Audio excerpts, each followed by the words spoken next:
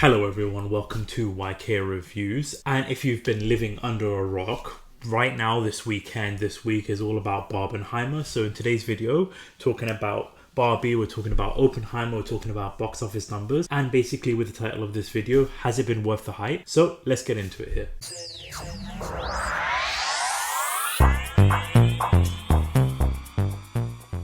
Now, the question everybody's been asking over the weekend is, have you seen Barbie? Have you seen Oppenheimer? Have you seen both?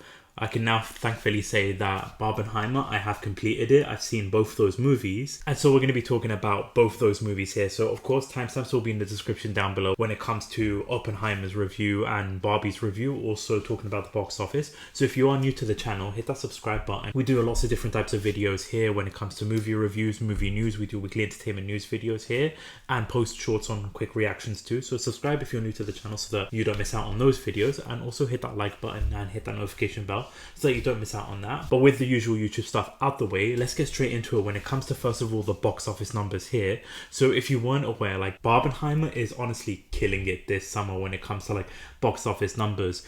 Basically, when it comes to Oppenheimer, the projected estimate when it comes to like box office numbers was roughly around 82 million. That's what they were expecting it to be. And when it comes to Barbie, the expected box office number was projected to be around 75 million. But as of the time of what we're recording right now, which is Tuesday, it's showing right now that Barbie has hit $200 million in box office, while Oppenheimer has now crossed 100 million after 5 days. So this is coming from The Variety here saying box office milestones. Barbie hits 200 million. Oppenheimer crosses 100 million after 5 days. So after 5 days of release, the intricable linked Barbie and Oppenheimer have reached a notable theatrical milestone, with ticket sales for Greta Gerwig's Fantasia romp crossing 200 million and Christopher Nolan's somber 3-hour biopic Oppenheimer surpassing 100 million. It has already taken down John Wick Chapter 4 as the 7th highest grossing movie of the year and will soon outstrip Marvel's Ant-Man and the Quantumania as the 6th. And of course, it's only going to rise and rise here. Now, if we're even talking about records too, Barbie's largest domestic opening of 2023 year to date, beating Super Mario Brothers of $146 million in a 3-day weekend, and specific individuals' largest domestic opening for Greta Gerwig as a director, largest domestic opening for Margot Robbie, largest domestic opening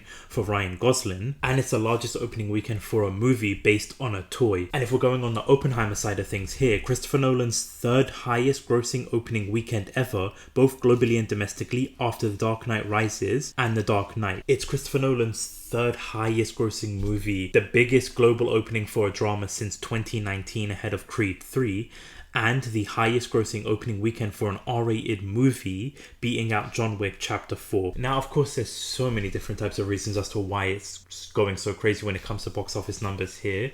I feel like when it comes to Barbie and Barbenheimer, the hype has just gone insane when it comes to this here, especially because of the movies being released at the same time. This trend has come out where everybody is wanting to see both. Like I said, the question has been asking, have you seen Barbie? Have you seen Oppenheimer? Have you seen both? Are you doing a double movie for the day? So this trend has just elapsed over the summer for these movies. You have to watch these movies. People dressing in all pink, people dressing in suits, which I feel like has helped. When the studios thought about releasing these movies at the same time, honestly, I thought it was going to hurt each other, having two biggest movies of the year releasing at the same time. I honestly thought it was going to hurt each other, but then with the internet, with the hype, with these two movies interconnecting, I feel like this movie has now just eclipsed. And even when I came out of the movie theaters for Barbie, called my mum up, told her I was in the cinema, so I didn't answer her call. She goes to me, her first question was, did you watch Barbie? Everybody's like talking about it. Everybody wants to know if you've seen Barbie. My wife was even asking me like, what is this hype about Barbie going on here? This hype about Barbenheimer. Everybody's just talking about it, which I really think has helped the box office numbers here, because I feel like, to be honest with you, if both movies didn't come out at the same time, if it came out separate dates, then it might not be doing as well. I honestly could be wrong, but especially because of like the reviews and the word of mouth coming out for both those movies. But it's surprising because of, you have like June where so many movies flop, like Indiana Jones, The Flash, Transformers. Like a lot of movies just weren't hitting it because of like all these movies coming out at the same time. just no break in between. And you even forget the fact that Mission Impossible came out last week. So like that is even just like being forgotten about when it comes to this. So it's just loads of little factors coming into this, which is helping these movies just be such a great hit. And it's crazy to see like Barbie doing so well. Oppenheimer, Christopher Nolan's third highest box office in his filmography here. So it's honestly incredible. And if we're looking at like in terms of the hype, is it real? Well, for me, honestly, I believe both those movies, while they're completely different genres, completely different movies, both are really great times at the theatres. I had a packed out full theatre for both Barbie and for Oppenheimer, and that experience you have with both is complete night and day, because one is such a serious movie versus one being like a light-hearted, serious but also funny tone in terms of Barbie. So you have that differences there, but both are a great time at the theaters. I enjoyed both those movies for different reasons, but let's talk about first, we'll go through Oppenheimer here. So the mini review for Oppenheimer. Now obviously I'm not going to go through the plot, it's pretty obvious. This movie is sort of like a biopic documentary about J. Robert Oppenheimer and the start of the atomic bomb and what's to follow next. So obviously you know the plot, you know the story. For me, I was very curious about this because I really enjoyed learning about the atomic bomb, learning about World War II. I've had a fun time when it comes to history in school. I like learning about different time periods, whether it's the Romans, whether it's the Victorians, whether it's World War One, World War Two, and especially like the Germans and the Nazis and that kind of stuff. So I was very curious about that, and so I knew like a little bit of it, but I didn't really know who was behind the bomb itself. So I was really fascinated with this. And the thing is, when it comes to Oppenheimer itself, the movie being 3 hours, you have to really be invested when it comes to this, because the movie itself is very dialogue heavy, setting up a lot of exposition, setting up a lot of like plot, having a lot of like political situations, trials and tribulations, and going from like who Oppenheimer was to then the recruitment part of it to then like the building of the bomb itself. So it's very dialogue heavy, and so you are sitting there for 3 hours listening to these characters talk and discuss and go through like learning the history of everything here. So there's not a lot of action sequences or anything like that, which for me was honestly a breath of fresh air, because you have, like I said, a lot of like action thrillers and comic book movies. So with this, a complete different vibe to it. You're just sitting there and learning, which I honestly found fascinating. But I was feeling the runtime only because being up since 7 in the morning, driving back and forth to like different like locations for myself, just for like personal life, going to Barbie, coming back, going to Oppenheimer. So I was feeling the runtime just ever so slightly, only because of like the day I was having when I watched the movie. But I could feel like some people in the theater as well feeling that runtime, especially from like the transition from the second act to the third act. But overall, a really fascinating watch, a really fascinating way to like listen and experience this movie itself. But let's actually talk about the movie itself, because the cast, there were so many people. Like, you while watching the movie, you see, oh, this person is in it, this person is in it. They have such a star-studded cast in itself, but because of this movie, just with so many cast in there, you have these big name actors, big name actresses in there for like 5-10 minutes delivering 1 or 2 lines, and then that's it, because it's such a star-studded cast. I'm not going to go through everybody in this movie, but obviously the two standouts for me was Cillian Murphy as J. Robert Oppenheimer. His facial expressions, his line deliveries, everything about it, I really believe that he'll be nominated. He may not win the Oscar, but he'll definitely be nominated for an Oscar for his performance alone. He's carrying this movie for 3 hours, going from, like I said, the first act all the way to the third act, and you just see his face. Like, this isn't really a spoiler because we know this is history. The bomb goes off, but after the bomb goes off, after what happens with the bomb hitting Japan, his facial expressions, his tone, his remorse, you can feel it, and like his reaction to like how the United States are reacting towards it.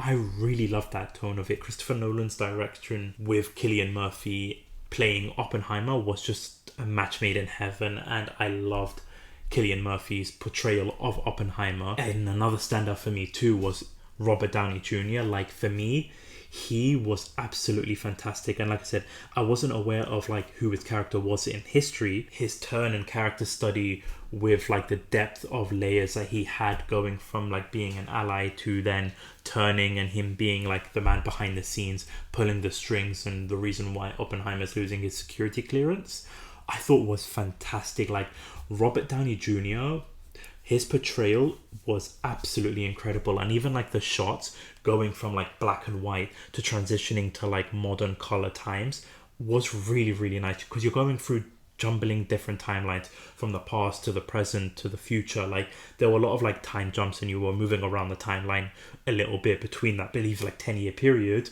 So you were going from like jumping around, going from black and white to color to different time period, which I honestly thought was really well balanced and really well done. And so when it comes to like Robert Downey Jr., just huge round of applause for him for his performance. It was so refreshing to see.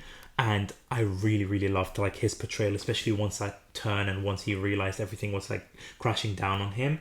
I just loved that like little switch for me here. It looked incredible. And a couple of like other standouts too, because like I said, there's so many people in here, so many cast, but Matt Damon was just a breath of fresh air, just really well at portraying his persona in the movie. I thought he was fantastic in this role. Emily Blunt, who was playing Robert Oppenheimer's wife, and Jason Clarke, who was playing the lawyer that was like interrogating and questioning Robert Oppenheimer later on after the atomic bomb to get the security clearance. That scene that they had with Emily Blunt and Jason Clarke together, I really loved that sequence there. Like Emily Blunt was, while her character and her choices, especially when it comes to like the sequences with her like children, I thought was really hard to watch, just because I'm like a father myself, just hearing these babies cry for such a long time and she's just neglecting it. I thought was so heartbreaking. I wasn't a huge fan of her character at first, because she just kept dissing Oppenheimer, telling him not to fight. But then as soon as she sat down on that chair and had that interaction between Jason Clarke, that lawyer, and her, those dialect, that line, that sequence, that choreograph of back and forth was an honest standout. And like she won me over with that performance alone. And even Jason Clarke too, playing that lawyer, questioning every single character there, was really well portrayed. And for me, another person, just a quick mention, was Rami Malek, because he was literally in there for maybe 2 scenes, but the one scene when he outed Robert Downey Jr.'s character, I loved his performance and his line delivery. He was such a standout just for that little sequence alone there, and the way he was like delivering his lines. I really enjoyed Rami Malek's character there. A couple of other shout outs too was Josh Peck, just because I loved Drake and Josh growing up. Great to see him. Florence Pugh, fantastic in that role as well. But like I said, just so many cast members to even go through. Everybody just did an incredible job with this movie. Like so many grandstanding actors and actresses. Everything was just put together so well done. But like I said, when it comes to the direction of the movie itself, like you go from like Robert Oppenheimer's backstory and like what he was before the war, and then that build up to then him creating like the whole sequence when he had to be building that bomb itself, I thought was just well put together. You can see the cast just working well together, loving the aftermath. Like I wish they explored more of Robert Oppenheimer after the bomb itself, like his reaction and how it affected him personally. I wish that was explored slightly more. However, after that, the court sequences, because like, I love a good court scene. I've said it many times in like previous reviews I've done, but that court sequence there, and especially when like Oppenheimer was like answering the questions, Emily Blunt doing her thing in the court sequence, I really enjoyed that part of the movie. And then obviously we have to talk about the detonation of the actual bomb itself. I honestly went in there expecting to see more when it comes to the actual bomb itself and the impact and everything like that. Granted, you don't see the actual detonation in Japan, you just see the testing one, but that testing sequence was incredible. Like the score that was done during this sequence, the silence that you had when the bomb went off, and you can just feel it. Like there was not even a pin dropping in my theater. Then suddenly that sound and the score coming out, it was just so well done. Like Christopher Nolan literally put every single piece of the jigsaw perfectly when it comes to this movie. The only big criticism when it comes to this was if you're going in there expecting action, expecting war sequences or big explosions, that kind of stuff, you're not going to really get that. If you're going in there thinking if the movie's going to be pacing quite quickly, it's a 3-hour movie, it's dialogue heavy, so if that's not your cup of tea, then you might be feeling the runtime especially. But overall, I really do love this movie. I feel like if you're into history, if you're into that kind of stuff, you will love this movie. And also if you love Christopher Nolan's movies, you will love like the direction that he's going to go with when it comes to this. So when it comes to Oppenheimer, if it's worth the summer hype, if it's worth the Barbenheimer hype, 100% this movie is definitely worth the hype. It is really good, it really is entertaining, and it really is like, it impacts you as well afterwards because of like what we know now and like how it was all played out was so well executed. So I really did have a great time when it comes to this movie. One I would highly recommend if you haven't checked out, even if it's like a one-time watch, definitely check out Oppenheimer if you get the chance, especially with a packed out theatre. But now we move on to the second part of Barbenheimer when it comes to Barbie. Now again, this one a complete night and day difference to Oppenheimer, complete shift of tone, complete shift of like even visuals too. It's like bright, colourful, pink, vibrant. You get this versus where Oppenheimer's more like dark setting. So when it comes to Barbie, again, for this movie itself, I made a shorts about it. This movie was surprisingly a fun time. There were times when I was sitting in the movie theatre thinking, what the fuck am I doing here? Especially that like opening sequence, which you see in the trailer of like Margot Robbie in Barbie Land. You see her and like how Barbie Land is when it comes to all the Barbies and their day-to-day life. And then the dance party and that kind of stuff. So you're sitting there, you're seeing everything that you saw in the trailer there. But in terms of the actual like performances itself, I have to say Ryan Gosling and Margot Robbie were excellent in this movie. For me, Ryan Gosling's portrayal and his character arc too, when it goes from like him being Ken, just wanting to be noticed, that's what his day is, just getting noticed by Barbie, to then going to the real world, seeing how the real world is, seeing how men dominate, to then going back to like Barbie Land and just taking over. I just loved his performance in this. It was such a well studied, well developed character in the movie. A really surprisingly well done character, because when you think about Barbie and Ken, you don't really think much of Ken and like what he's going through, but it was placed really well. Especially like there was a sequence in the beginning of the movie where he wanted to go to Barbie's house, only for her to just basically shut him down by saying every night is girls' night. You can really feel that impact, and obviously that has an overarching layer all the way to like the end of the movie itself. So I really like what they did, and even Ryan Gosling's comedic timing too was just excellent in this. But when it comes to like Margot Robbie's performance and how she did when it comes to her character arc and her development, being the stereotypical Barbie, to then go into the real world thinking that like all women love her, only to then realize that like Barbie has just put this persona and image to like women and how it's portrayed, and like the experience that she got and like what she had to go through. And you really do feel it. Like it was really well written and well developed. Now, of course, like the big thing coming out of this movie is the social commentary when it comes to this, especially how it's really emphasizing on like the struggle that women have to go through in the real world versus like the situation with men.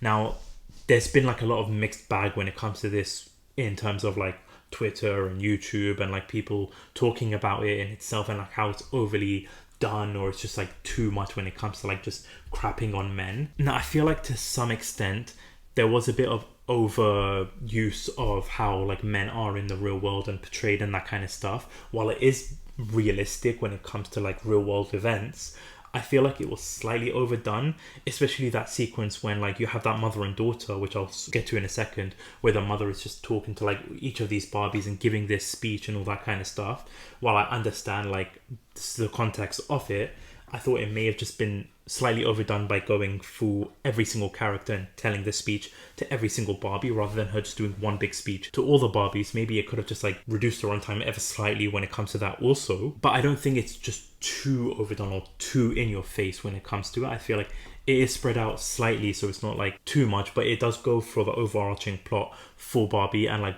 what their story they're trying to tell is. When it actually comes to the mother and daughter and like her mother being connected to stereotypical Barbie, that's honestly I think done well, and I really like that commentary of like the mother, because I have a kid too, but my kid is still not even 3 yet. But when you have like a kid growing up playing with dolls to then becoming teenagers and like that distance there, so you kind of feel it. So I like what they were doing with the mother and daughter.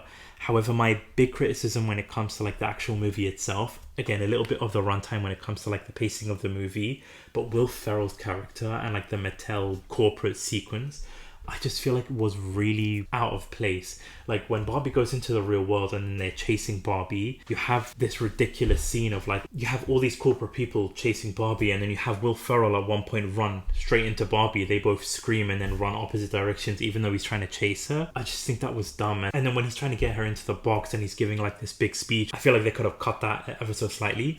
And even like the last sequence, like the third act, I feel like them being in Barbie Land didn't really do much. Yeah, like he emphasized on what each of these characters went through, but it kind of didn't really go anywhere when it comes to him itself or like his character. So I feel like while he's like the big bad villain, like that for me kind of is the only like criticism I have when it comes to the actual movie itself. But I have to give a huge shout out to like Alan. I honestly felt so bad for Alan in this movie. Like he was, even though he was in a few scenes, like you can really feel it, especially towards like the end of the movie. You just felt so bad for Alan.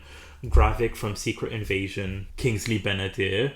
When I see him in the movie, I just think he's playing such a like over the top ridiculous Ken in the movie. All I kept thinking was like, I'm seeing him as a Skrull, the Skrull leader in Secret Invasions, this maniacal menace, to now just playing this over the top character. It really cracked me up too much. But honestly, the huge shout out, the rivalry between Ryan Gosling and Simu Lee.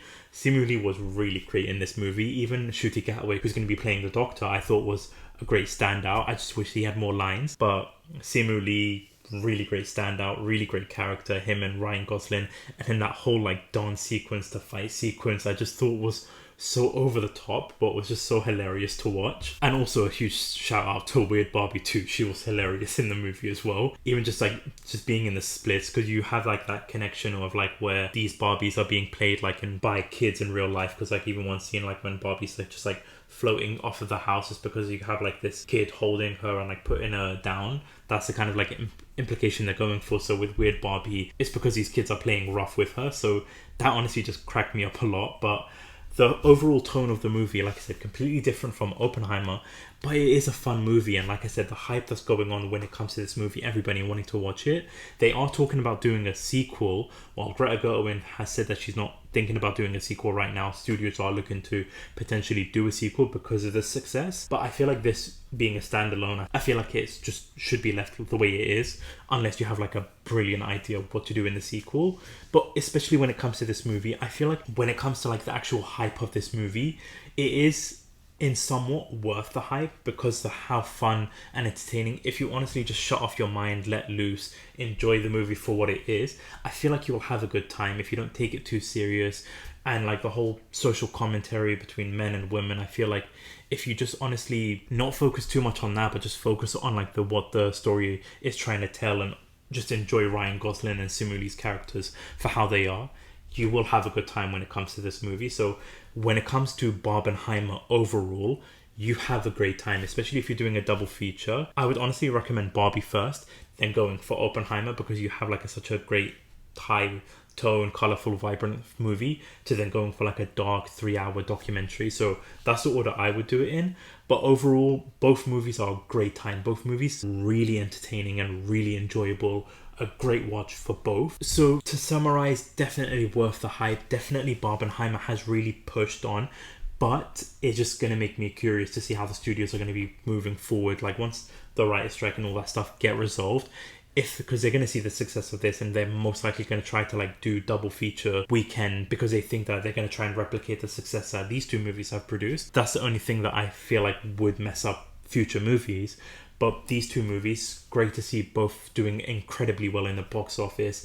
Definitely check out those movies. Check out Oppenheimer, check out Barbie, because they are great times. You will enjoy yourself and it is worth the hype. Barbenheimer is worth the hype. If you've seen the movie, so let me know in the comment section down below which one you prefer, which one do you enjoy the most, which order did you go see it in. Also, if you have seen it, let me know in the comment section down below. But that about wraps it up for this video here.